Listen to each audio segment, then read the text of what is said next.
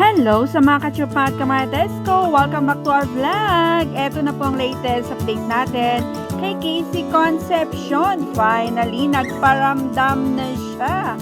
At sabi nga niya, just here, butterfly.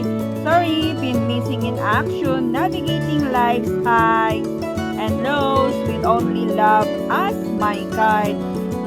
Mukhang may pinagdaraanan si Casey. Ano kaya yon? At itong place na pinakita niya na ito ay sa Lubo, Batangas pala ito. Ang ganda naman. So, yeah, that's it for today's vlog na update natin kay Miss Casey Concepcion. Keep on watching!